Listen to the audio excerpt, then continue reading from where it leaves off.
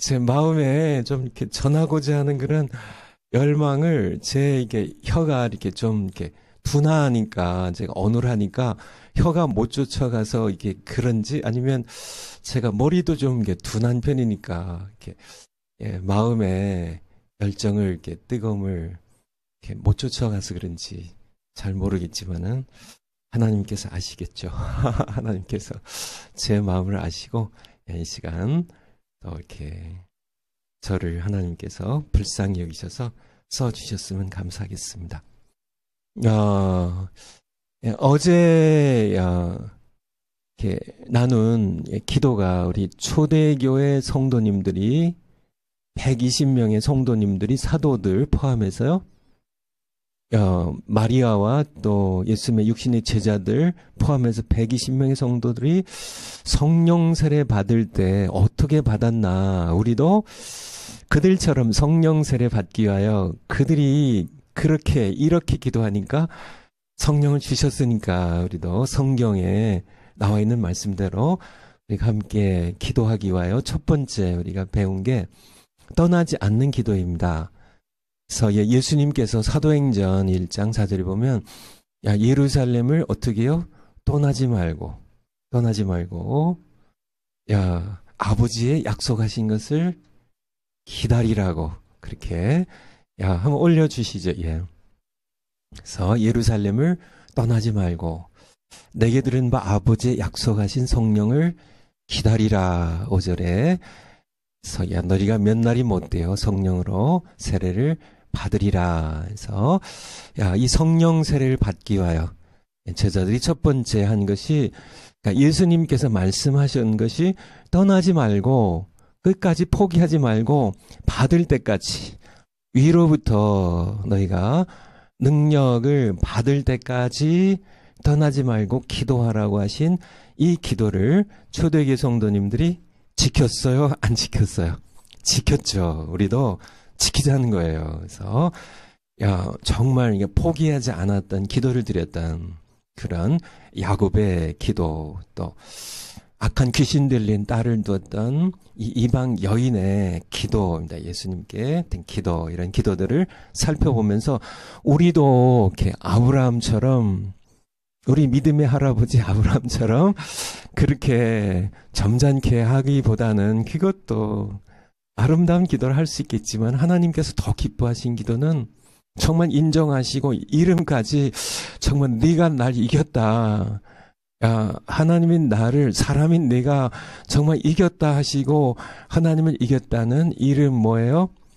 이스라엘이란 이름을, 내 이름을 이제 야곱이라 하지 말고 이스라엘이라 하겠다고 하는 이름을 주실 만큼 우리도 야곱처럼 기도해서 우리도 이스라엘이라는 이름을 받는 여러분 되시기를 다시 한번 축원을 드립니다. 두 번째, 오늘 이제 두 번째는 목적이 분명한 기도입니다. 목적이 분명한 기도. 여러분들 기도하실 때 기도 제목이 분명하세요? 아니면은 애매모호하세요? 기도할 때 뭐 이것도 아니고 저것도 아니고 그러니까 뭐 이렇게 물론 뭐 하나님과 함께 내가 기도의 시간을 통하여 하나님과 교제하는 시간으로 내가 그렇게 하는 건 말씀을 묵상하며 하나님의 사랑을 맛보며 하나님께서 내 마음에 부어주시는 사랑의 기쁨과 은혜를 맛보며 시간 보내는 기도, 그거는 그렇게 하셔도 돼요. 그렇지만은 또 우리가 야곱처럼 흉악한 귀신 들린 엄마처럼, 그리고 초대교회 120명의 성도님들이 이제 예수님 떠나고 이제 그들이 홀로서기 해야 될 때 필요했던 성령 세례가 그만큼 절박했던, 그래서 그런 목적이 분명한 기도를 할 때가 있어요. 이런 기도를 여러분들이 하신 적이 얼마나 오래 되셨는지요? 정말 내가 뚜렷한 기도 제목을, 분명한 기도 제목을 가지고 하나님께 절박하게 기도드려서 분명한 응답을 받은 것이 얼마나 되시나요? 일주일 되셨나요? 아니면 한 달이나 1년 되시나요? 아니면 1년 안에 내가 그런 기도를 해본 적이 없으시나요? 그러니까 우리가 성령 세례를 받으려면 초대교회 120명의 성도들처럼 목적이 분명해야 된다는. 그래서 분명하게 예수님 말씀하셨죠. 아버지의 약속하신 것을. 아까 사도행전 1장 4절에 본 것처럼 예루살렘을 떠나지 말고 어떻게 해요? 아버지의 약속하신 것을. 아버지의 약속하신 것을 기다리라는, 이것을 사모하고 기도하면서 받을 때까지 기도의 장소를 떠나지 말라는, 아버지의 약속하신 것이라는, 이것이 뭐예요? 5절에 성령 세례입니다. 성령 세례를 분명한 목적을 가지고 기도하라는. 우리가 이제 이번 성령 넣은 이제 공부하면서 성령 세례를 받아야 되는데, 그러니까 이 초대교회 성도님들처럼 성령 세례, 아버지의 약속하신 것. 우리 누가복음 24장에 보면은 너희가 위로부터 능력을 입힐 때까지라고, 49절인가요? 24장. 능력으로 입힐 때까지, 49절 맞네요. 그래서 너희는 위로부터 능력을 입힐 때까지. 그러니까 목적이 분명한 겁니다. 분명한 기도예요. 이성에 유하면서 너희가 기도하라고, 받을 때까지요. 떠나지 말며 기도하라는. 그래서 위로부터 능력을 입히는 것이 뭐예요? 성령 세례입니다. 오직 성령이 너에게 임하시면 너희가 권능을 받고, 같은 맥락의 말씀이죠. 그래서 우리가 이런 기도를, 목적이 좀 분명해야. 정말 초대교회 성도님들은 열흘 동안 이제 40일 동안 이제 예수님 부활하시고 오순절까지 50일 기간에 40일 동안을 예수님께서 여러 번 제자들에게 나타나셨고, 마지막에 승천하시기 직전에 예수님께서 성령 세례에 대하여 말씀하셨습니다. 너희가 몇 날이 못해 성령 세례를 받을 텐데, 성령이 임하시면 너희가 권능을 받고 내 증인 될 건데, 이 성을, 예루살렘을, 성을 떠나지 말고 이 성령의, 아버지의 약속하신 이 성령의 세례를 받을 때까지 이 성을 떠나지 말고 기다리며 기도하라고 하신, 이것이 예수님의 정말 마지막 공생의 최후의 말씀인데요. 그만큼 중요한 말씀인데요. 이 초대교회 성도님들은 어떻게 해요? 초대교회 성도님들은 분명한 이 한 가지 약속, 이 한 가지 기도 제목을 가지고 얼마 동안요? 열흘 동안입니다. 오순절까지 열흘 동안. 여러분들이 최소한 한 가지 기도 제목을 가지고, 최소한입니다. 물론 더 길게 하실 수도 있고 하나님께서 더 긴 기간을 요구하실 수도 있지만은, 초대교회 성도님들은 적어도 최소한 열흘 동안은 이들이 성령 세례를 받기 위하여 이 한 가지 기도 제목 가지고 기도했다는 거예요. 그러니까 우리도 정말 초대교회 성도님들처럼 성령 세례를 받기 위해서는 적어도 열흘 동안 한번 다른 기도 제목, 자꾸 기도 제목 바꾸지 마시고요. 왜냐하면 다른 기도 제목보다 이게 여러분을 살리고 우리 한국 교회를 살린 거거든요. 여러분 섬기는 교회를 살린 거거든요. 그래서 이게 중요하다고요. 이 기도 제목 한 가지를 가지고 적어도 우리가 초대교회 성도님들처럼 자리를 떠나지 않고 이 한 가지 목적입니다. 성령 세례라는 이 한 가지 기도 제목 가지고 우리도 한번 기도해 보자는 거예요. 주시기를 더 원하시는 분은 하나님이시니까. 우리가 성령 세례를 받기 원하는 것보다 하나님은 우리에게 성령 세례를 더 주기 원하세요. 그의 자녀들이거든요. 이미 중생한 거듭난 하나님의 자녀들인 우리에게 하나님께서 뭐가 아까워서 안 주시겠어요. 자기 아들을 아끼지 아니하시고 모든 것을 우리에게 주시니가 어찌 그 아들과 함께 모든 것을 우리에게 주시지 않겠냐고, 우리에게 로마서 8장에서 말씀하고 계신 것처럼 얼마든지 주기 원하시는데, 하나는 우리가 어제 말씀처럼 이게 소중한 줄 잘 모르니까 그냥 옛다 하고 주시면은 우리가 이 성령세를 함부로 여기고 허비하고 낭비하고 오용할까봐. 이것이 소중한 것을 깨닫게 하는 과정이에요. 그래서 우리는 이 과정을 우리가 넘어서서 이 한 가지 기도 제목을 응답받는, 그래서 성령세를 받는 여러분 모두가 되시기를 바라요. 우리 목적이 분명한 기도에 대하여 우리가 한번 성경의 예를 한번 찾아보고 싶은데요. 누가 생각이 나나요? 제가 언뜻 생각나는 게 바디메오였는데요. 우리 마가복음 10장 46절부터 한번 보겠습니다. 마가복음 10장 46절.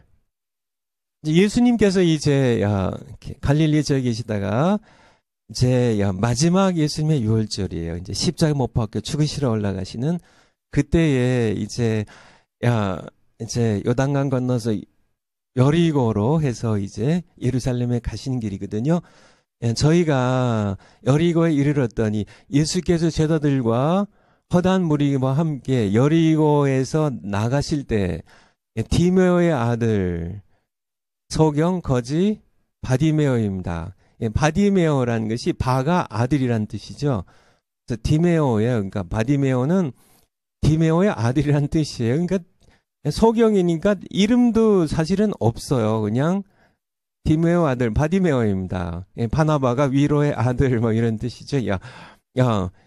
앉았다가 정말 불쌍한 사람이죠. 소경인데다가 거지예요. 구걸함에 앉아 있었죠. 나사렛 예수시란 말을 듣고 소리질러 가로되 다윗의 자손 예수여 나를 불쌍히 여기서 사거늘.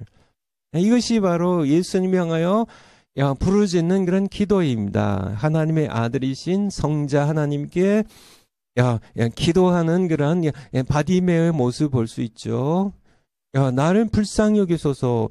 많은 사람이 굳이 잠잠하라 하되 그가 더욱 심히 소리질러.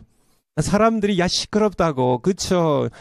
저희가 이렇게 어렸을 때 자랄 때만 해도 이 장애가 있는 사람들을 굉장히 아주 무시를 엄청 무시했습니다. 그런데 2000년 전에는 하물며 얼마나 무시했을까요? 소경이고 이 거지 시끄럽다고 이게 지금 소리 좀 그렇게 윽박질러도요. 더욱 심히 소리 지르는 것은 결국은 이 소경의 믿음 때문에 그런데요. 예수님 이 흉악한 귀신 들린 딸을 가진 어머니처럼 이 믿음에서 나오는 겁니다. 예수님은 나를 고칠 수 있어요. 예수님 밖에 나를 고칠 사람이 없어요. 예수님에 대한 믿음이죠. 그래서 더욱 심히 소리질러. 이것이 우리가 해야 될 기도의 모습이에요. 사람들이 뭐라고 하건 사실은 내가 살아야 되니까, 그쵸? 내 딸을 살려야 되니까, 그렇잖아요. 야곱이 자기가 살아야 되니까, 자기 식솔들을 살려야 되니까, 그러니까 이 바디메오의 심정이죠. 꾸짖는 사람은 뭐 그렇게 하다 할지라도 바디메오는 더 소리질러 기도할 수밖에 없었다는 얘기입니다. 예수님께서 머물러 서서 저를 부르라 하시니 저희가 그 소경을 부르며 이르되 안심하고 일어나 너 일어나라 너를 부르신다 하매. 그래서 여기서 예수님께서 정말 처음 외쳤을 때 몰랐을까요? 사실은 알으셨죠. 당연히 뭐 큰 소리로 이렇게 지나갔는데 외쳤으니까. 그렇지만은 물론 이게 다 아시는 예수님께서 왜 그냥 처음에는 오라고 하지 않으셨을까요? 성경에 나와 있진 않아요. 근데 예수님의 성품을 보면은 또 성경에 가르쳐주시는 그런 교훈들을 보면 그로 하여금 마찬가지입니다. 애를 먹이시는 거죠. 애를 먹이셔서 그가 이제 정말 믿음 되게 하는 그의 마음에 잠겨 있고 숨겨져 있는 믿음이 정말 이렇게 아름다운 열매로 드러나게 하는 열매 맺게 하는 믿음을 끌어내는 깊은 우물에서 끌어내는 것처럼 그런 과정으로 우리가 이해할 수 있고요. 그래서 이제 더 그냥 윽박지름 당해도 이렇게 가니까 그러니까 소경이 이제 겉옷을 팽개치고요. 그리고 일어나 예수께 나온 51절에 같이 한번 읽겠습니다. 시작. 예수께서 일러 가라사대 네게 무엇을 하여 주기를 원하느냐. 소경이 가로되 선생님이여 보기 원하나이다. 여기에 여러분들이 눈에 탁 들어오는 것이 있겠죠. 목적이 분명한 기도입니다. 예수님께서 모르셨을까요? 소경이 뭐 그냥 아시는 그쵸. 나다나엘이 무화과 나무 아래서 이렇게 있을 때 사실 기도의 습관대로 앉아 있었겠죠. 보셨던 예수님께서요 모르셨을까요? 다 아시죠? 아시는데 그쵸? 아시는데 왜 그쵸? 소경이 그렇게 더듬으면서 오는 모습을 뭐 그 일반 사람도 알 텐데 예수님 모를 리가 없죠. 근데 왜 물으세요? 내가 무엇을 하여 주기를 내게 무엇을 하여 주기를 원하느냐? 예수님께서는 이 바디메오로 하여금 그의 기도의 목적이 기도 제목이 무엇인지를 분명하게 하는 이것이 예수님께서 소경으로 하여금 당연히 그렇죠. 보기를 원했기 때문에 소경이 예수님께 나를 불쌍히 여기소서 다윗의 자손이여 나를 불쌍히 여기소서 그렇게 부르짖은 거고요. 보기를 원했기 때문에 예수님도 그것을 아셨지만은 이 소경의 입으로 자기의 기도 제목을 참 기도가 자기가 기도하는 예수님께 원하는 그런 그 제목이 목적이 무엇인지를 분명하게 자기 입술로 고백하게 한 그래서 눈을 뜨기 원합니다. 이것을 본인 스스로 입으로 시인하고 고백하게 하는 선포하게 하는 시 바로 우리의 기도에 필요하다는 얘기예요. 기도에 필요하다는요. 미국에 그런 전해 내려온 얘기가 있습니다. 미국의 그 원주민들을 아메리칸 인디언이라고 하죠. 인디언 추장이 이렇게 어느 날 이렇게 아들 셋을 데리고 이렇게 들판으로 나갔습니다. 그래서 아들 셋을 두고 그래서 큰 아들에게 물었다고 그래요. 큰 아들, 내 눈에는 뭐가 보이냐? 그러니까 큰 아들이 얘기했습니다. 푸른 넓은 들판에 나무 한 그루가 서 있는 것이 보입니다. 그리고 이렇게 아버지께 답을 맞췄죠. 둘째 아들에게 물었습니다. 그러면은 너에게는 뭐가 보이냐? 그러니까 둘째 아들이 넓은 푸른 들판에 나무 하나가 서 있는데 거기 독수리 한 마리가 앉아 있는 것이 보입니다. 그러자 이제 아버지가 막내 셋째에게 물었습니다. 그럼 너의 눈에는 뭐가 보이냐? 그러니까 넓은 들판에 나무 한 그루가 서 있는데 거기 독수리가 한 마리 앉아 있는데 그 심장이 보입니다. 누가 추장의 후계자가 됐을 것 같으세요? 항상 셋째죠. 왜 셋째예요? 셋째는 목표를요. 인디안들이 화살을 날려서 독수리를 잡는데요. 나무만 봐서는 안 되고요.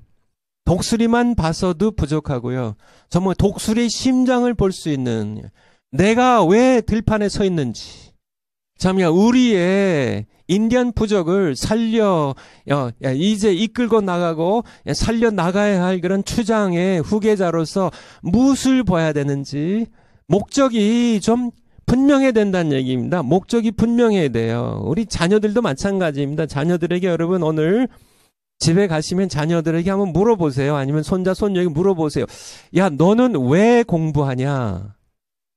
너는 무슨 목적으로, 뭐가 되려고 공부하냐? 한번 물어보세요. 아니요, 몰라요. 난 몰라요. 그냥 해요. 그렇게 답한다면은요.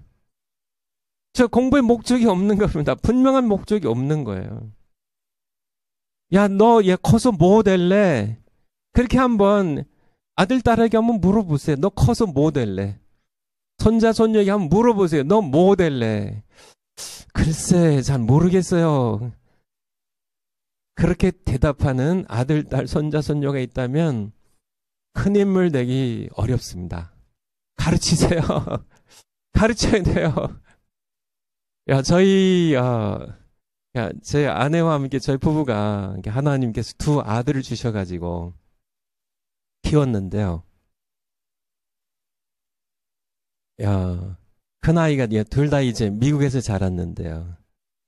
이제 고등학교를 졸업하고 이제 대학을 가면서 이제 저희가 이제 이렇게 경제적으로 넉넉치 않으니까 이제 장학금들 신청했는데 저희가 살던 게 산호세 실리콘밸리 지역에 그 성공한 기업인이 한 분이 계신데, 물론 여러 분 계시지만 그 중에 뛰어난 한 분이 계셨는데, 이종문 씨라는 분이에요. 그래서 사업을 크게 하시고, 재산을 많이, 이렇게, 일구신 분인데, 이분이, 이렇게 장학재단을 하나 만들어가지고, 이제 꽤 큰 액수를 이렇게 장학금을 주는데, 저희 큰 아이도 거기에 이제 지원을 이렇게 이제 신청을 했는데 장학금 이제 몇 명 받는 그 장학금에 우리 자녀 큰 아이가 이제 선택이 됐어요. 그래서 장학금 수여식에 이렇게 갔는데 이제 장학금을 주면서 거기에서 이제 사회자가 이게 묻더라고요. 이게 대학 공부해가지고 뭐가 되겠냐고.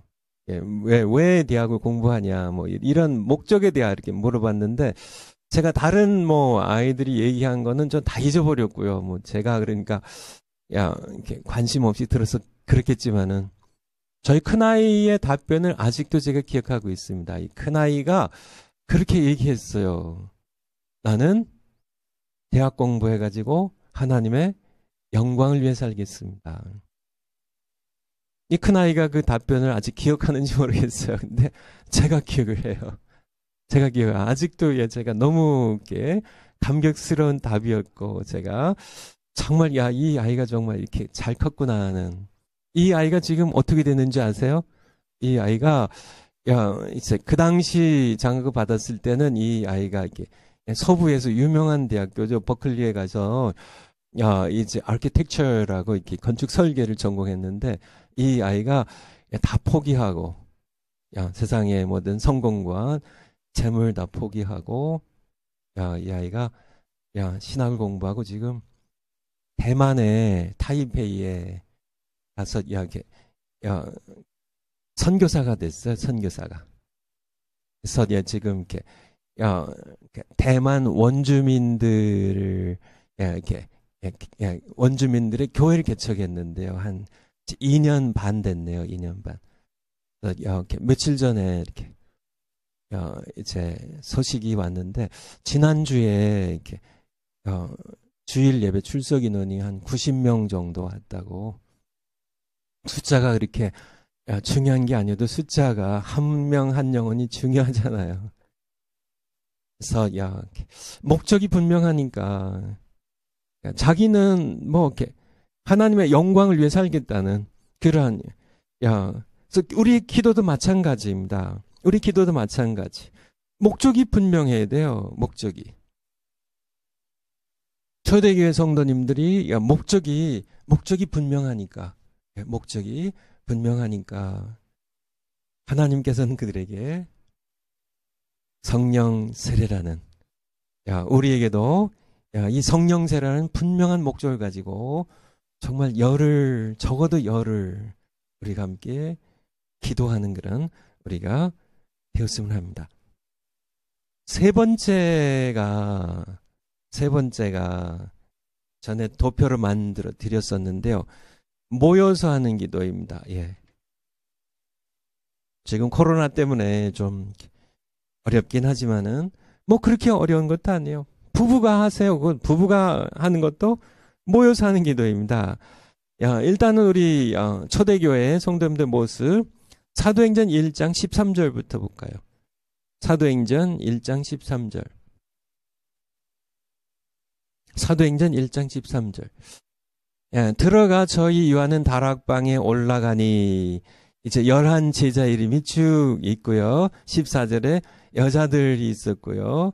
그리고 예수의 모친 마리아와 예수의 아우들로 더불어 마음을 같이하여 전혀 기도에 힘쓰니라. 15절. 모인 무리의 수가 약 120명이나 되더라. 모인 무리의 수가 함께 모여서 기도했다는 것이 또 하나의 초대교회 성도님들이 함께 성령 세례 기도에 응답받은 중요한 역할을 했죠. 모여서 기도했어요. 각자 흩어져서 기도해도 되지만은 이들은 함께 모여서 기도했다는 이것이 성령 세례를 받은 교회의 역사의 중요한 부분이라는 그런 말씀을 드립니다. 마태복음 16장 18절부터 한번. 예수님께서 가이사랴 빌립보에 이제 가셨을 때 이미 이제 이때는 예수님께서 십자가를 지시기에 올라가시는 길입니다. 이게 마지막 유월절을 지키며 올라가시는 길이에요. 그러니까 예수님께서 제자들에게 물으시죠. 사람들이 나를 누구라 하느냐?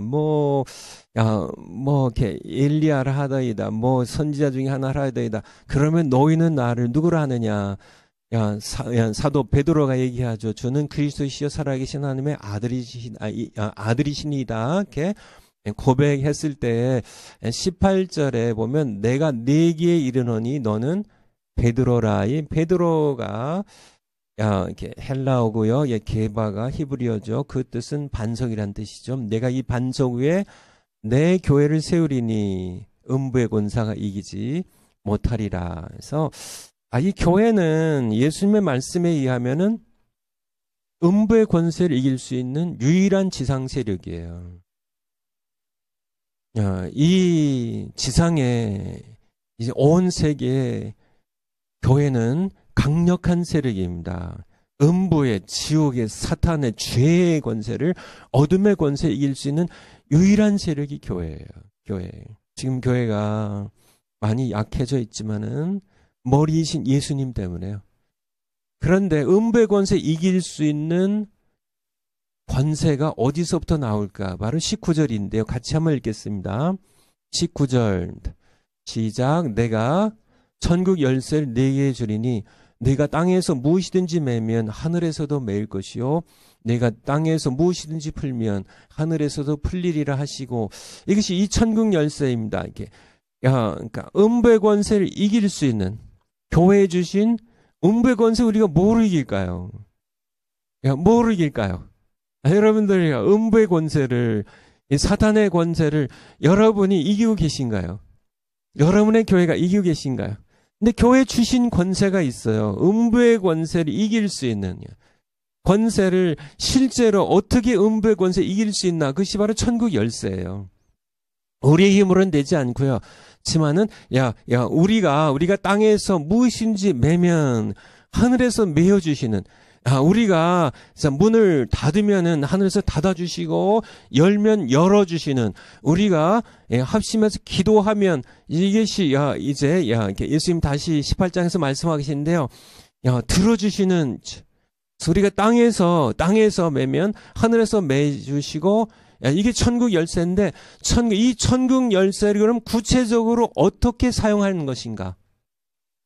어떻게 사용할까요? 이것이 바로 마태복음 18장에 나옵니다. 마태복음 18장 18절부터요.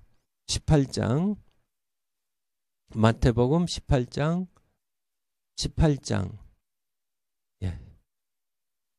18절부터.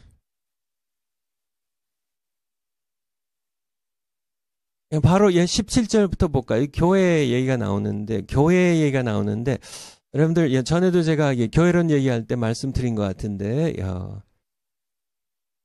그러니까 이 복음서 4권 가운데 교회라는 말씀이 나오는 데가 딱 두 군데예요. 마태복음 16장과 18장. 여기에 다시 교회, 이 반석에 내 교회를 세우리니 16장에요. 음부의 권세가 이기지 못하리라 말씀하셨고, 다시 여기서 교회 얘기를 하시는데요. 18장 18절 바로 밑에 절, 진실로 너에게 이르노니 무엇이든지 너희가 땅에서 매면, 다시 뭐예요? 천국 열쇠 얘기를 하고 계시죠. 열쇠로 무엇이든지 너희가 땅에서 그 천국 열쇠로 매면 하늘에서도 메어 주시고. 그러니까 땅에 있는 우리의 힘이 아니고요. 우리가 이게 무엇을 하면, 천국 열쇠로 무엇을 매면 하늘에서 메어주시고 풀면 하늘에서 풀어주시기 때문에 음부의 권세를 교회가 이길 수 있는 겁니다. 그런데 실제로 천국 열쇠를 사용하는 방법이 19절에 나온다고 제가 교회론 할 때 말씀드린 것 같은데, 다시 한번 우리 19절에 보면 천국 열쇠 어떻게 사용하는 것인가. 19절 같이 한번 읽겠습니다. 시작. 진실로 다시 너희 이르노니 너희 중에 두 사람이 땅에서 합심하여 무엇이든지 구하면 하늘에 계신 내 아버지께서 저희를 위하여 이루게 하시리라. 땅에서 두 사람이 합심하여 땅에서 매면 하늘에 계신 아버지께서 메어주시고, 저 땅에서 풀면 하늘에서 풀어주시는데, 이것이 천국 열쇠, 음부의 권세 이길 수 있는 천국 열쇠인데, 이 천국 열쇠를 사용하는 방법이 두 사람이 합심하여 기도한 합심 기도예요. 합심 기도의 위력입니다. 그래서 이거에 대해서 말씀 20절에 보면 두세 사람이 내 이름으로 모인 곳에는 나도 그들 중에 있느니라고 말씀하고 계시죠. 그러므로 우리 초대교회 성도님들이 모여서 기도했다는 것이 그런 의미입니다. 합심 기도예요. 합심 기도. 모여서 함께 기도하는. 여기 보면 두세 사람이 아까 18장에 20절에 있는 것처럼 두세 사람이 내 이름으로, 예수님의 이름으로 함께 모여서 합심해서 기도하면 천국 열쇠가 사용된다고요. 이 권세로 우리는 음부의 권세를, 지옥의 권세를, 복음의 역사를 회방하는 그런 어둠의 세력을 우리가 이길 수 있음을, 이 기도로 땅에서 우리가 성령 세례를 모여서 합심하여 기도하면 하늘에서 성령 세례를 풀어주신다고요. 성령의 세례 문을 땅에서 우리가 합심 기도로 열면 그것으로 끝나는 게 아니라 바로 하나님께서 하늘에서 열어주시는, 부어주시는 것, 이것의 의미에 대하여 우리가 이렇게 혼자 골방에서 기도하는 것도 아름다운 기도입니다. 그렇지만은 목적 있는 기도를 할 때는 합심해서 기도하는 것이 훨씬 더 위력이 있어요. 훨씬 더 위력이 있습니다. 그래서 최소한의 단위가 두 사람이에요. 최소의 단위입니다. 부부가 그래서 같이 우리 믿음의 식구들 두세 사람이에요. 최소 단위가 두 사람이니까 두세 사람이 함께 예수님의 이름으로 모여서 천국 열쇠를 사용해가지고 함께 하늘에서 땅에서 우리가 천국 열쇠로 성령 세례를 우리가 구하면 하늘에서 성령 세례를 열어주시는, 닫으면 닫아주시고 풀면 풀어주시는, 구하면은 주시는 그런 시 바로 초대교회의 성도님들이 성령 세례를 받은 그런 기도의 한 모습이었음을 우리가 살펴볼 수 있습니다. 네 번째는 사실 연결된 건데요. 마음을 같이 한 기도예요. 마음을 같이 한 기도. 마음을 함께 한 기도. 사도행전 1장 14절입니다. 사도행전 1장 14절. 사도행전 1장 14절. 그래서 다시 한번 읽어볼까요? 시작. 여자들과 예수의 모친 마리아와 예수의 아우들로 더불어 마음을 같이하여. 그래서 마음을 같이 한 기도. 이게 120명이 모였어도요, 마음이 흐트러지면 그래서 모여서 하느니 차라리 혼자 기도하는 게 나을 수 있죠. 마음을 같이 하는.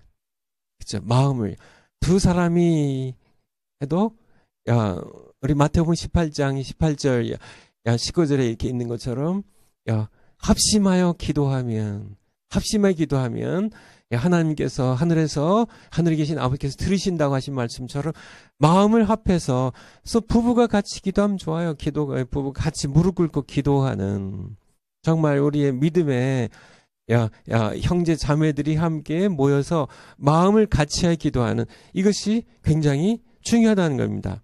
우리 성경의 초대교회의 모습을 좀 살펴보면요, 사도행전 4장 23절입니다. 사도행전 4장 23절부터.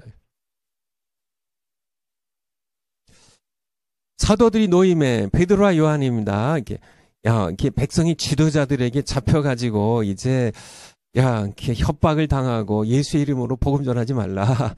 뭐 이렇게 채찍질하고 이렇게 하는 가운데 이제 결국은 이렇게 놓였을 때 그 동료들에게 이제 믿음의 가족들에 가서 제사장들과 장로들의 말을 다 고하니 24절 같이 한번 읽겠습니다. 24절 시작. 저희가 듣고 일심으로 하나님께 소리를 높여 가로되 대주제여 천지와 바다와 그 가운데 만유를 지으신 이시여. 여기서 이 동료들입니다. 우리 믿음의 초대교회 믿음의 가족들이죠. 이들이 어떻게 해요? 일심으로입니다. 한 마음으로예요. 한 마음으로 이들이 마음이 흩어지지 않았습니다. 정말 한 마음으로 하나님께 소리를 높여 같이 부르짖어 기도하는 것, 이게 굉장히 중요한 겁니다. 통성 기도가 물론 마음으로 기도하는 것도 좋은 기도지만은 제가 기본적으로 성경을 통해서 기도를 이해하기에는 적어도 내 입으로 마음속에 있는 우리 기도의 제목을 언어로 마음에 있는 기도 제목을 무엇으로 길어 올릴 수 있을까요? 언어라는 드레박으로 길어 올려야 되는 겁니다. 그래서 이게 언어로 말로 표현이 될 때, 말로 하나님께 선포될 때, 내가 무엇을 내가 너에게 무엇하길 원하느냐, 뭐 해주길 원하느냐 할 때 보기를 원하나이다는 쓰게 길어내는 거거든요. 이게 언어로 선포되는 것. 내가 내 입으로 예수를 주로 시인하며 로마서 10장의 말씀처럼 9절 말씀처럼 입으로 시인하는 것. 마음으로 믿어 의에 이르고 입으로 시인하여 구원에 이른다는 입으로 시인하는 것. 그래서 언어로 표현되는 것이 굉장히 중요한 것이에요. 그래서 소리를 높여 하나님께 기도하는 것. 여러분들 기도가 안 될수록 소리를 높여서 기도하세요. 그래서 내 기도 제목을 언어라는 그런 드레박으로 길어 올려서 하나님께 선포하고 하는 바디메오처럼 뭐 사람들이 윽박지른다 할지라도 더 크게 소리 질러서 그렇게 할 때 내 영이 하나님께 이 언어를 통하여 내 영이 하나님께 들어 올려져요. 그래서 근데 중요한 것이 일심으로 한 마음으로 이렇게 기도하니까 어떻게 됐을까요? 결과적으로 이렇게 보면은 31절 한번 볼까요? 31절. 빌기를 다음에 31절입니다. 모인 것이 어떻게 됐어요? 진동하더니 무리가 다 성령이 충만하여 담대히 하나님의 말씀을 전하니라. 그래서 이들의 기도는 우리가 지금 앞에 우리 29절부터 한번 볼까요? 이렇게 협박을 당하는데 주여 이제도 저희의 위협함을 이렇게 하옵시고 또 종들로 하여금 담대히 하나님의 말씀을 전하게 하여 주옵소서. 그러니까 저희들 위협하는데 하나님 그냥 굽어 보시고 그러니까 저희들 그냥 이렇게 우리 고난 다 없게 하시고 저희들 위협함 다 물러가게 하시고 그런 얘기가 아니고요. 그냥 살펴보시고 종들로 하여금 담대히 하나님의 말씀을 전하게 하여 주옵시며 이게 기도 제목입니다. 손을 내밀어 병이 낫게 하시고 30절 표적급 기사가 거룩한 종 예수님의 이름으로 이루어지게 하옵소서 하더라. 빌기를 다음에 모인 것이 진동하더니 이것이 하나님의 응답인데요. 어떻게 기도했을 때요? 일심으로입니다. 일심으로 마음을 같이하여 기도했을 때 하나님께서 그러마 내가 너희 기도를 들었다. 어떻게 알려주셨어요? 모인 것을 진동하게 하셨어요. 진동하게 하시고 다 성령을 충만하게 하셔서요. 그들의 기도대로 담대히 하나님의 말씀을 전하도록 하게 해 주셨다는 겁니다. 마음을 같이 하는 기도입니다. 다섯 번째가 사도행전 1장 14절에요. 전념하는 기도입니다. 전념하는 기도. 전혀 기도에 힘쓰니라라고 영어에 보면 devote themselves to prayer. 기도에 to prayer, devote 자신을 이렇게 쏟아부었다는, 몰입했다는 그런, 전부 바쳤다는, 기도에 자신의 모든 것을 쏟아붓는, 전념하는 것에 대하여 우리에게 말씀해 주고 계십니다. 그래서 전념하는 기도에 대해서요. 전념하는 기도에 대해서. 여러분들 이렇게 찬송할 때 가끔 보면 중간에 지금 이렇게 3절 불렀나 지금 2절 불렀나 이렇게 헷갈리는 경우가 있는데요. 왜 그럴까요? 전념하지 않아서 그래요. 기도하다가 또 몸뚱이는 하나님 앞에 앉아 있는데 생각은 애들 밥이나 제대로 먹고 있나, 그렇게 정말 이게 빨리 가서 장 봐야 되는데 이게 여러 가지 지금 이렇게 생각이 자꾸 분산되고 흩어지기 쉬운데요. 우리가 이렇게 기도할 때 정말 하나님과 기도할 때 내가 몰입하게 되면 딴 생각이 나지 않은데 그냥 기도에 깊이 들어가야 되는데 들어갈 때까진 자꾸 생각이 분산돼요. 자꾸 우리를 회방하는, 딴 생각 나게 하는, 잡념이 들게 하는 그런 영의 역사를 아마 여러분들 기도 깊이 하시고 기도하려고 노력하신 분들은 아마 다 경험할 줄 알아요. 그래서 우리가 함께 정말 전혀 기도에 힘쓰는 전념하는 기도를 우리가 해야 되는데요. 전념한 기도를 하려면 어떻게 해야 될까? 제가 예를 들어서 제가 이렇게 개인적인 얘기지만은 좀 도움이 될 것 같아서 좀 말씀드리면요. 제가 미국의 역사적인 인물 가운데 훌륭한 인물들이 참 많죠. 제가 가장 좋아하는 인물은 누구일까요, 여러분들? 제가 미국 역사에 이렇게 정치인물들도 있고요. 에브라함 링컨, 아니면 빌리그램 목사님, 이렇게 여러 인물들이 있겠지만 이런 분들 다 훌륭한 분들이지만은 제가 좋아하는 분은 따로 있거든요. 드와인 무디예요. 드와인 무디라고.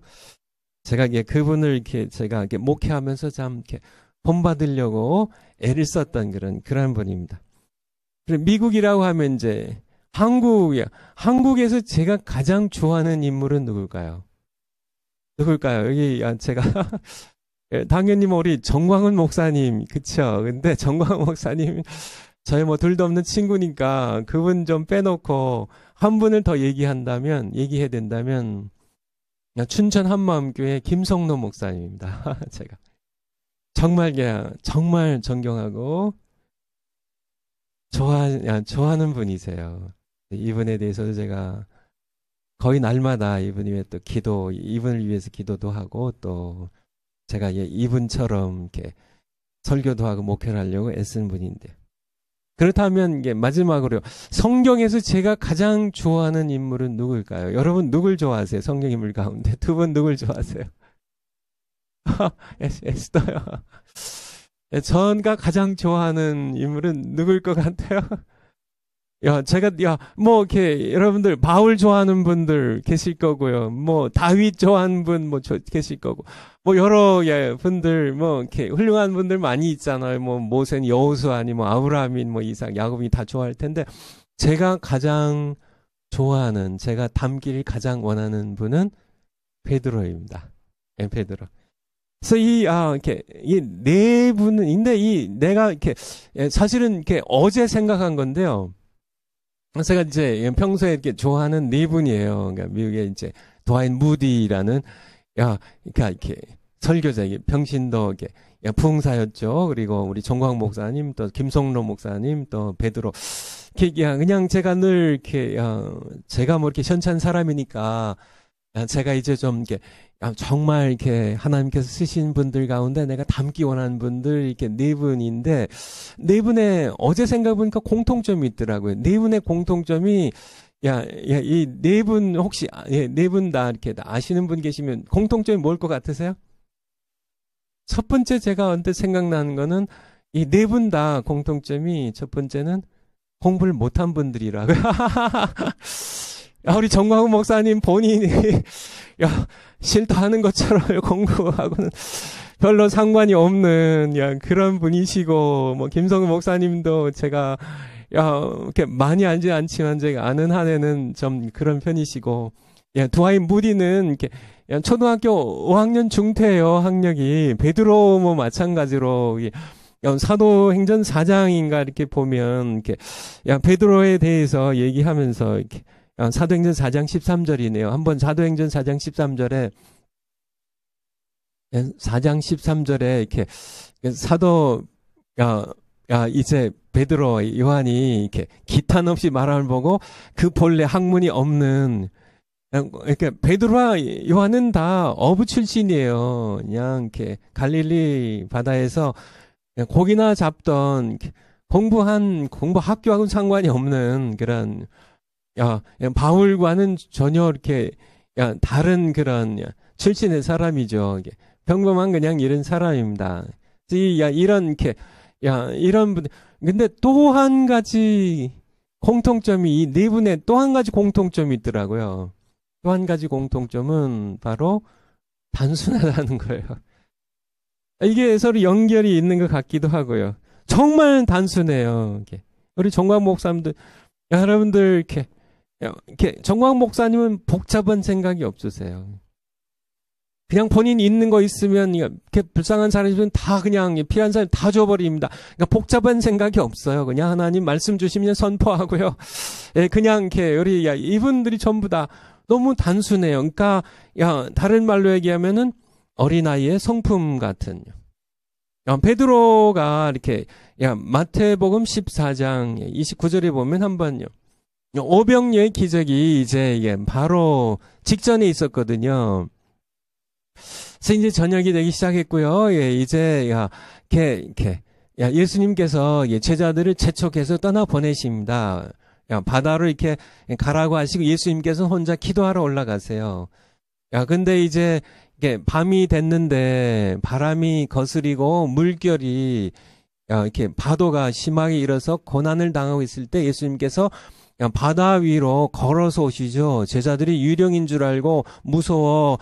정말 소리를 정말 두려워서 소리를 정말 꽥꽥 지르면서 두려워서 덜덜 떨 때 예수님께서 내니 안심하라고 두려워하지 말라고 베드로가 얘기합니다.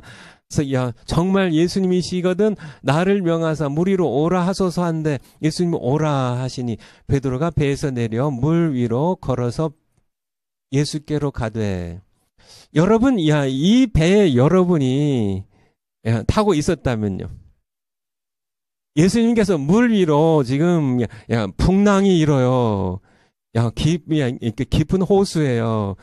밤이라 시커먼 그런 물 위에 정말 바람이 있고 풍랑이 있는 그런 곳에 예수님께서 여러분에게 이제 물 위로 걸어오라고 하시면 여러분 그냥 이렇게 닭에 나룻배에서 나와가지고 처벅처벅 걸어가실 수 있으시겠어요? 저 같으면은 현찮아가지고요. 생각이 복잡해가지고 이렇게 하다가 예수님이니까 걸으시지 나 같은 게 걷다가 물에 빠져가지고 정말 물에 빠진 생쥐처럼 그렇게 창피당하는 거 아니야? 복잡해가지고요. 그렇게 아마 어른들은 하기 쉽습니다. 어렵습니다. 베드로는 단순해요. 그냥 단순해요.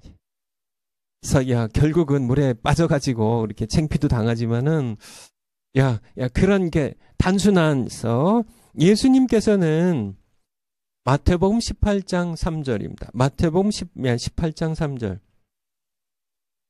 마태복음 18장 3절입니다. 가라사대 진실로 너희 이르노니 너희가 돌이켜 어린아이들과 같이 되지 아니하면 그래서 너희가 계속 어른으로 살아가는데 돌이켜서 이렇게 돌아서서 다시 옛날처럼 어린아이가 되지 않으면 결탄코 천국에 들어가지 못하리라. 굉장히 심각한 말씀이에요, 여러분들. 야, 우리가 계속 어른이 되면, 어른으로 머물러 있으면, 어른이 가진 치명적인 약점이 무엇일까요? 그래서 돌이켜 어린아이와 같이 되면, 너희가 옛날에 어린아이였을 때처럼 다시 돌아가면, 야, 비로소 너희가 천국에 들어가리란 말씀인데요. 그럼 어린아이가 가진 굉장히 귀한 성품 무엇일까요? 그것이 무엇일까요? 그래서 1절부터 보면 어른들의 모습입니다. 제자들이 예수께 나와 가르치되 천국에서는 누가 크니까? 어른들의 질문입니다. 2절에 보면 예수께서 한 어린 아이를 불러 저희 가운데 세우시고, 어린아이, 너희가 천국에서 누가 크냐? 어린아이 같은 성품을 가진 자가 크다는.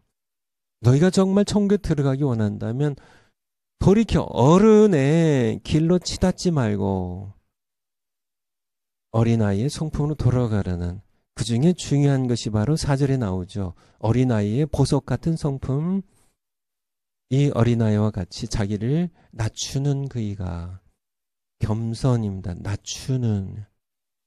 지금 1절에 보면 제자들이 천국에서 누가 크니까, 내가 크지 않나요? 저기 코 올리는 쪼무레기들, 쟤네들은 뭐 말할 거 없고, 그래도 우리가 장성해서 예수님 따라다니면서 이렇게 섬기는 우리가 크지 않나요? 이렇게 예수님 말씀하신 겁니다. 어린아이처럼 자기를 낮춰야 된다는 이 겸손에 대해서 얘기를 했고요. 이 어린아이들의 가진 성품 가운데 두 번째 중요한 것이 의존성이에요. dependence. 이거를 성경에서는 믿음이라고 얘기하죠. 믿음은 단순한 자들이 갖는 겁니다. 생각이 복잡한 자들이 갖는 게 아니라, 단순해질수록, 어린아이의 성품이 될수록, 그렇죠. 제가 이게 목회하던 교회에 아들만 셋 둔 집이 있는데요. 아이들 세 아이 다 정말 개구장이들이에요.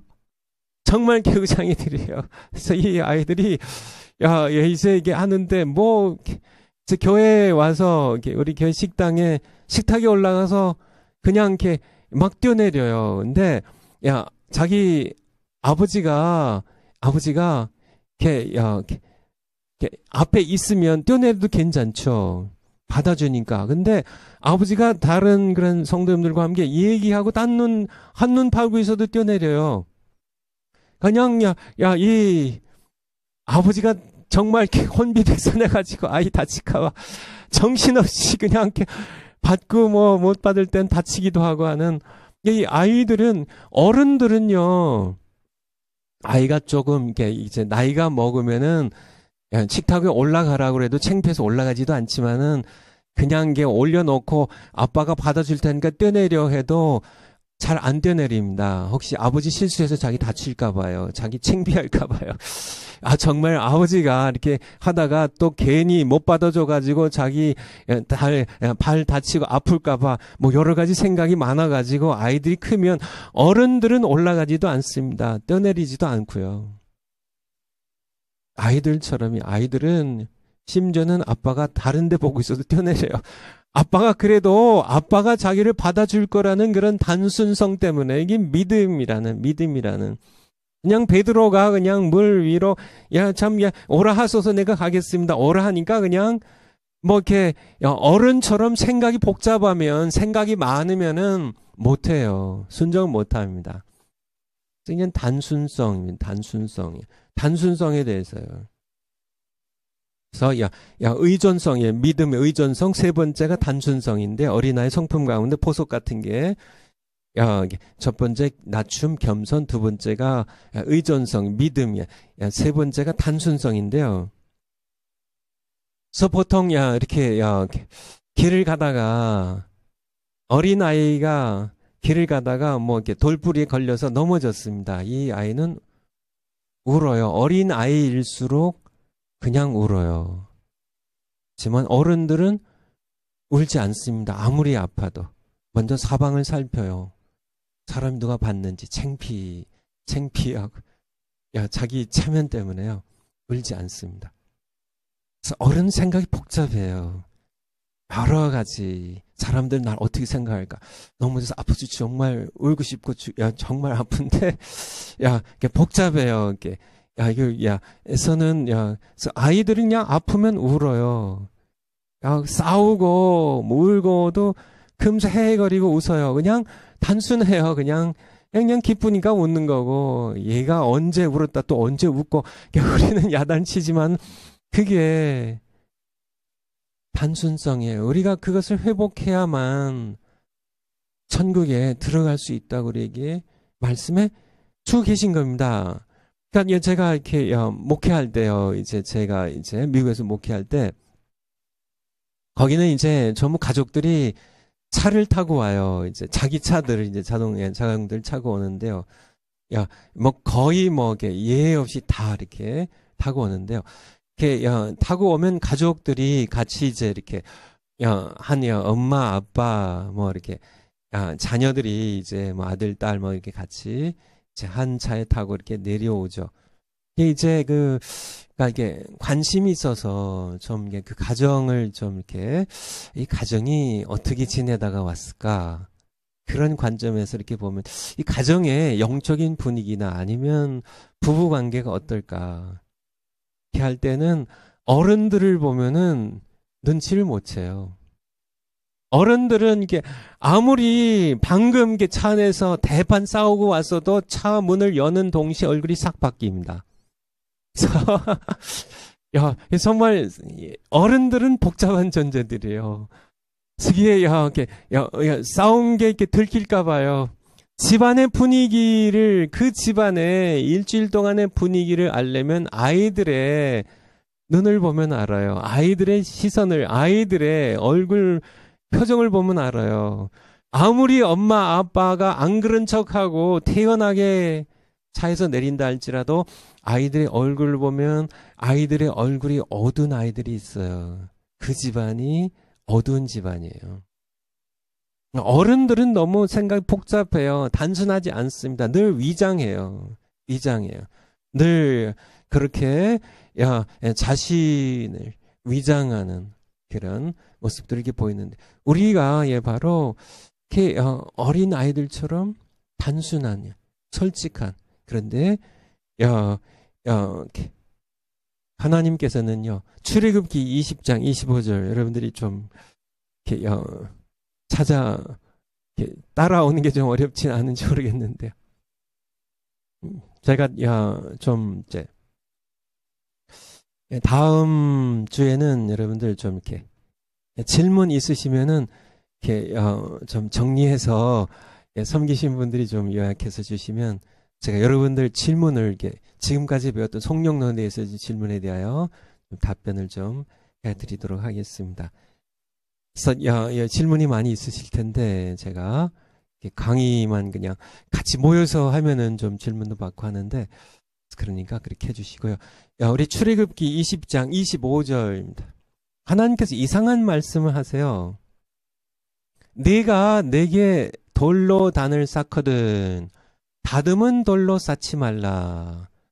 네가 정으로 그것을 쪼면 부정하게 함이니라. 좀 이상한 말씀 아닌가요?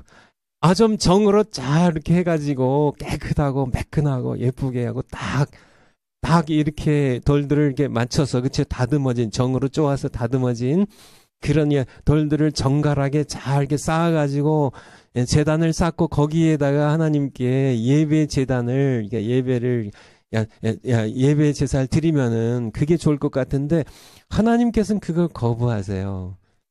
모세에게요. 또 그 백성들에게 내게 돌로 단을 쌓거든 다듬지 말라고요. 다듬지 말라고요. 내가 종으로 쏘면 인간의 손이 닿으면 닿을수록 부정해지니까 인간의 이성으로 설교를 자꾸 다듬으면 다듬을수록 부정한 설교가 나오는 거 아시나요? 정말 이렇게 사람이 자꾸 자기를 다듬을수록 사람의 손이 닿을수록 점점 더 인간은 어른화되고 더 복잡해지고 더 부정해진다는 의미로 우리가 확대 해석할 수 있는 그런 말씀인데요. 야, 내게 나오려거든, 내게 돈을 재단을 쌓으려거든, 어떻게 하라고요? 다듬지 말라고. 다듬지 말라고. 다듬지 말라고. 이것이 바로, 오늘날 이게 너무나 많은 그런 분들이 자기 설교를 너무 다듬어요. 인간의 이성으로 너무 많이 정으로 쪼아서 그렇게 세련된 설교를 만들고 정말 그렇게 여러 가지로 이렇게 참 논리적이고 지성적으로 생각해서 정말 멋있는 설교를 만들려고 자꾸 돌을 다듬는데요. 설교를 다듬는데요. 그렇게 할수록 그것이 어른화되고 부정해진다는 것을 그냥 하나님 주신 말씀 그대로 그대로요. 우리가 하는 그런 우리가 되는 너무 이렇게 다듬어진 그런 지성인들에 대해서는 제가 이렇게 인간의 지성과 이성도 하나님 주신 선물이에요. 맞습니다. 하나님 주신 선물이에요.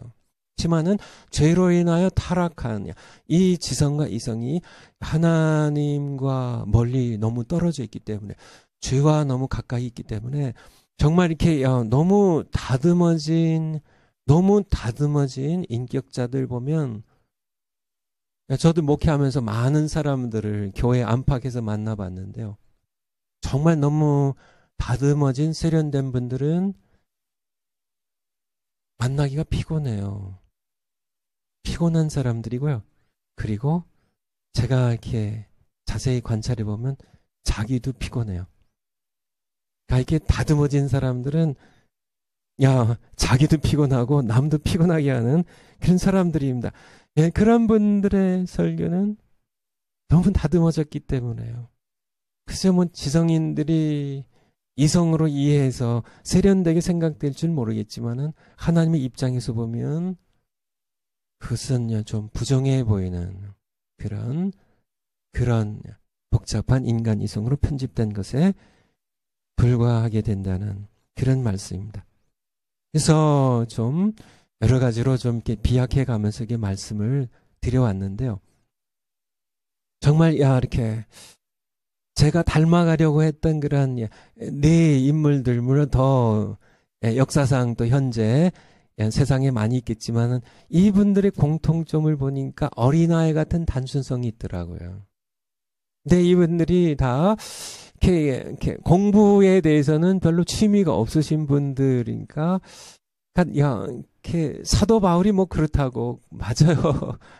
어쩌면 이렇게 복음 전파나 교회 세우는 데 있어서 베드로보다 사도 바울이 더 많이 세운 것은 성경적으로 보면 사실이지만은 그럼에도 불구하고 사도 바울은 이렇게 성경에 보면 여러분들 이렇게 사도 바울과 베드로를 한번 비교해 보세요. 사도 바울은 계속 자기 부인을 위하여 엄청 노력합니다. 내가 날마다 죽노라. 내가 십자가에 못 박혀 죽었나니 그런즉 이제는 내가 산 것이 아니요 나는 죽었고 내 안에 그리스도께서 사신 것이라는, 나는 정과 욕심을 십자가에 못 박았다. 내가 그리스도의 흔적을 가지고 있다고 끊임없이 자기 자신에 대하여 계속 자기 자신을 예수님의 십자가에 못 박는 그런 노력이 있는가 하면, 정말 엄청난 처절한 날마다의 노력이 있는가 하면 베드로에게는 그것이 별로 없는 것 아세요? 베드로 전후서 한번 보세요.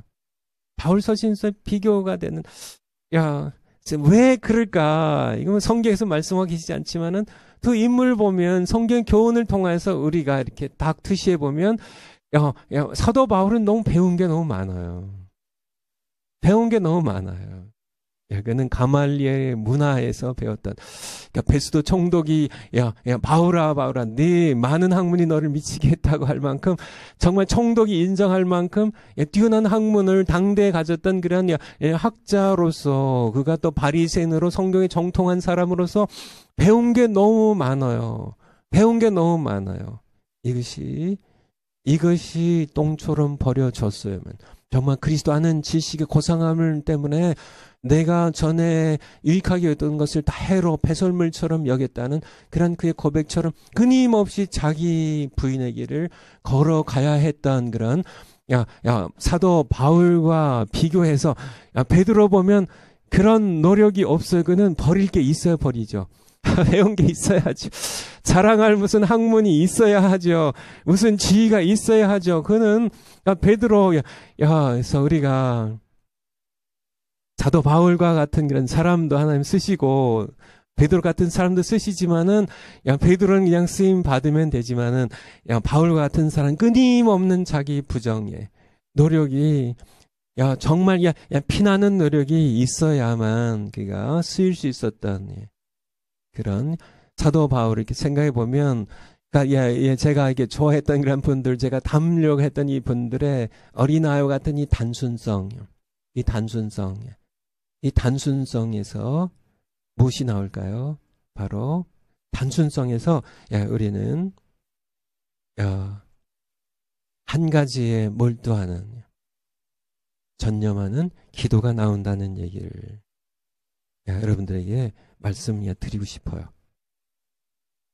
그래서 우리가 기도할 때 복잡하게 다듬어서 기도하지 말고요. 그냥 여러분들이 이렇게 어린아이처럼 그렇게 기도를 하셨으면 좋겠어요. 무디 얘기가 나왔으니까요. 제가 좋아하는 무디, 저희가 무디의 전기를 이렇게 쭉 읽고, 이렇게 간단하게 이제 남은 시간 좀 무디 얘기만 좀 해드리고, 오늘 마치도록 하겠습니다. 무디는 1837년에 매사추세츠주니까 미국 북동부 지역이에요. 거기에 노스필드라는 그러한 작은 도시의 가난한 농부의 아들로 태어났습니다. 무디가 초등학교 5학년 때 부친이 별세하세요. 그리고 그의 학력이 거기서 끝입니다. 17살에 이제 자기 엄마가 보스턴에 이제 이렇게 무디의 외삼촌이죠. 그래서 이게 무디의 엄마의 이렇게 오빠인지 남동생이지 그냥 미국은 그냥 브라더 이렇게 하니까 브라더에게 보냈는데, 그 외삼촌은 구두 가게를 운영하는, 그래서 거기 판매원으로 일합니다. 무디는 평범한 사람이란 얘기예요. 평범한 사람입니다. 그가 18살 때 이 구두 가게에 그가 이제 이렇게 출석하던 그런 교회에 주일학교 교사가 찾아옵니다. 에드워드 킴벌이라고요. 사람이 와서 양화점에 와서 무디에게 18살 무디에게 복음을 전합니다. 그런데 놀랍게도 그때가 바로 무디가 중생입니다. 우리가 그동안 이렇게 배워왔던 중생, 성령으로 거듭나는, 무디의 전기에 보면 바로 이 중생이 거듭나고 보니까 늘 태양은 같은 태양인데요. 태양이 너무 찬란하게 보여요. 그래서 그를 자녀 삼으신 아버지 하나님이 지으신 태양이 너무 명랑하게요.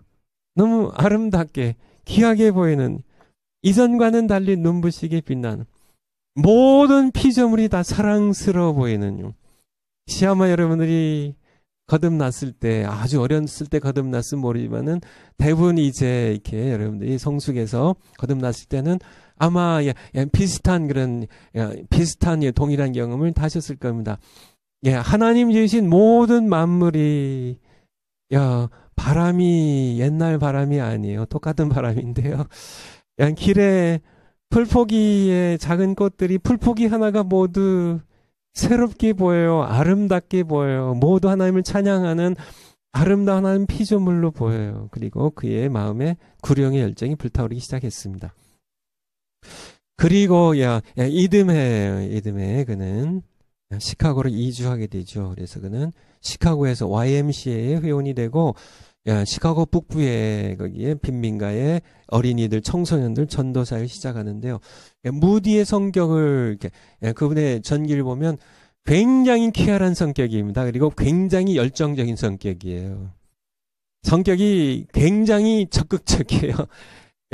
그런 성격으로 그가 이제 이렇게 복음을 전하는데 얼마나 열정적으로 쾌활하게 복음을 전했냐면 어린아이들이 800명씩 이렇게 모이는 큰 성과를 거뒀지만은 영원권의 열매는 그렇게 많지 않았다 그래요. 그래서 무디는 그 당시에 그 시절에 자기가 성령 세례를 받았다고 이렇게 믿어 의심치 않았다고 그렇게 전기에서 쓰고 있습니다.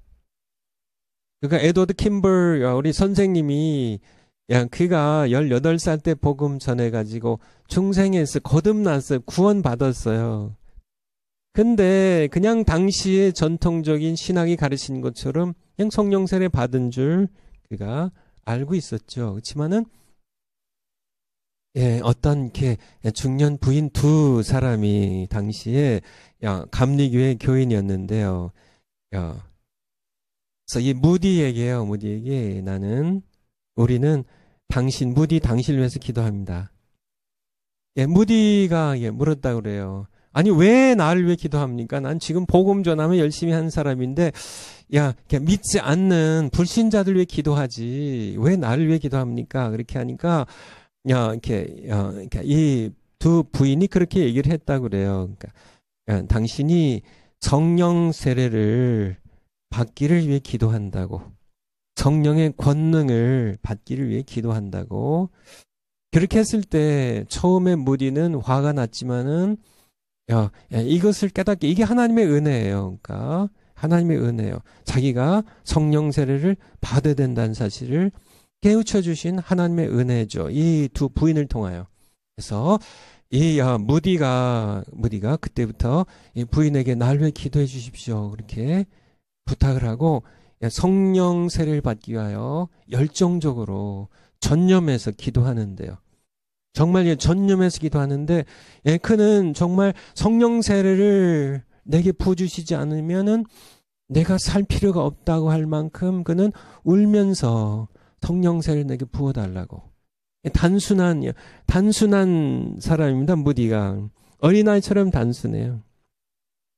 단순한 만큼, 생각이 복잡하지 않을 만큼 그냥 전념하는, 그냥 기도할수록 성령세를 받지 않으면 죽을 것 같았어요. 정말 삶의 의미가 전혀 없는 것 같아서 그는 울면서 하나님께 매어달려서 기도하는데, 하나님께서 시카고에서 물론 이제 사역을 했고 살았는데요.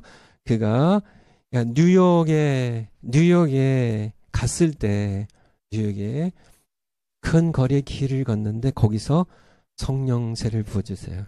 성령세례입니다. 성령세례. 그래서 그가 얼마나 하나님께 성령세를 강렬하게 부어주셨는지 처음에 너무 큰 기쁨으로요. 그냥 이렇게 파도처럼 밀려오는 이 성령의 강력한 그런 임재가 그에게 쏟아 부어졌을 때 그는 나중에는 너무 힘들어요. 너무 이렇게 자기가 이제 더 받으면은 죽을 것 같아서 하나님 이제는 그만 주세요 하고 기도할 만큼 하나님께서는 그에게 넘치게 부어주셨어요. 그래서 그 이후로 무디는요, 이렇게 중생한 그런 이렇게 사람으로서 그는 원래 열정적인 사람이에요. 열심히 복음을 어린아이들에게 전하는 열심히 있었지만은 중생한 사람으로서 복음서의 제자들이 했던 것처럼 그렇게 열심히 복음 전한 겁니다. 근데 이가 성령 세례를 받았을 때는요, 같은 설교에 똑같은 설교를 똑같은 본물 가지고 똑같이 했어도 완전히 차원이 달라졌다는 얘기입니다. 어떤 차원일까요? 바로 중생한 제자로서, 중생한 하나님의 종으로서 복음 전하는 것과 성령이 직접 역사하는 그런 설교는 달랐다는 것이에요. 그래서 바로 무디가 특별한 사람이 아니에요. 제가 말씀드린 것처럼 그냥 농부의 아들로 태어난 사람입니다. 특별한 사람이 아니에요. 평범한 사람이에요. 여러분보다 공부를 더 못한 사람이에요. 그런데 하나님께서는 글을 쓰셨어요. 그의 전기 작가들에 의하면은 100만의 영혼을 예수님께 인도한 그런 그는 사실 목사 한 수도 받지 않았습니다. 그냥 이렇게 복음 전도자예요. 복음 전도자. 하나님께서는 그럴 수 있었어요. 학문 때문에 신학을 많이 공부해서 쓰신 것이 아니라요. 뭐 때문에 쓰셨을까요? 그가 어린아이처럼 단순한 성품으로 전념해서 성령세를 구했기 때문에요. 성령세를, 그러니까 여러분도 무디와 마찬가지. 우리도 평범한 사람입니다. 여러분도 그렇고 저도 그렇고요. 우리 정광 목사는 마찬가지고요. 차이가 뭘까요? 무디와 차이가, 우리 차이가 뭘까요? 정말 우리 정광 목사님과 우리의 차이가 뭘까요? 왜 하나님께서는 그렇게 정광 목사님 쓰시고 무디를 쓰실까요? 하나님께서 원하신 건 뭘까요? 정광 목사님 원하신 건 뭘까요? 본인들처럼 우리도 쓰임 받기를 원하는. 정말 초대교 성도님들이 기도했던 것처럼, 그렇게 무디가 기도했던 것처럼, 정말 정광 목사님이 이렇게 학창 시절에 공부하셨던, 기도하셨던 것처럼 그렇게 울면서 금식하면서 매어 달려서 단순하게 전념했어요. 바로 이 기도를 초대교회 성도님들이 했다는 겁니다. 그래서 성령을 부으셨다는 것. 바로 여러분과 저에게도 이런 기도를 하는 그런 은혜를 베풀어 주셔서 우리도 함께 정말 어린아이처럼 생각이 복잡하지 마세요. 복잡하게 하지 마시고, 어린아이처럼 너희가 돌이켜 어린아이와 같이 되지 않으면, 이렇게 말씀하신 것처럼 돌이키셔서 생각이 많으면 전념해서 기도를 못해요. 복잡하고 이렇게 정말 주신 거 맞아? 아니야. 정말 이렇게 기도해서 나 같은 거 정말 쓰실까? 아니면 이게 정말 이렇게 여러 가지 생각이 이렇게 많으면은 단순한 게 전념한 기도를 할 수가 없어요. 이렇게 전념하여 기도하는 것이 얼마나 중요한 것인지에 대하여 여러분들에게 말씀을 드렸습니다. 기도하겠습니다. 하나님 아버지, 저희들 성령 세례, 저희들 하나님께서 약속하신 것이고 또 부어주시기 원하신 것이고, 우리가 무디의 18 이후의 생애처럼 중생한 거듭난 불령의 열정도 있고 하나님을 잘 섬기기를 원하는 그런 귀한 마음도 있지만은, 우리 중에 또 많은 그런 사람들은 아직 성령 세례를 아직 받지 못한 사람들이 있습니다. 우리가 이 성령에 대한 하나님의 말씀 듣고 초대교회 성도님들이 어떤 기도로 성령 세례를 받았는지 우리가 함께 배우면서 성령 세례 모두 받게 하시고, 그래서 무디처럼 전관 목사님처럼 쓰임 받는 저희들 모두 되게 하시고, 또 성령 세례 받으신 분들은 어떻게 하면 더 성령이 충만해질지, 그래서 거룩한 삶을 살아가서 정말 이 시대에 하나님께서 우리 조국교회를 살리고 우리 조국을 살리고 전 세계를 향하여 복음 들고 나아가서 예수님의 다시 오실 길을 예비하는 귀한 종들로 남은 생에 쓰임 받다가 주님 곁에 가는 우리 모두 될 수 있도록 은총 베풀어 주시옵소서. 감사드리며 예수 그리스도의 이름으로 기도하옵나이다. 아멘. 다음 주 월요일에 뵙겠습니다. 감사합니다.